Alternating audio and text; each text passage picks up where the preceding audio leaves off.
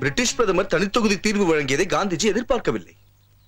வலது முஸ்லிம்கள், சீக்கியர்கள் மற்றும் கிறிஸ்தவர்களுக்கு தனித்தொகுதி வழங்கப்பட்டிருப்பதை காந்திஜி சிறிதும் எதிர்க்கவில்லை. தாழ்த்தப்பட்ட மக்களுக்கு மட்டும் ஏன் அவர் தடையாக இருக்கிறார்?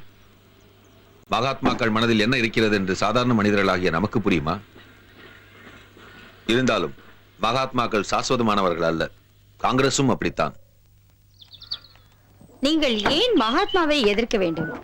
தீண்டாமையை ஒழிப்பதில் மகாத்மாவும் அக்கறையோடுதான் இருக்கிறார் என்று ஏன் நம்பக்கூடாது? எத்தனையோ மகாத்மாக்கள் இதுவரை இந்தியாவில் பிறந்திருக்கிறார்கள், தீண்டாமையை ஒழிப்பதற்காக பாடுபட்டும் இருக்கிறார்கள். ஆனால் அவர்களால் தீண்டாமையை முழுமையாக ஒழிக்க முடியவில்லை.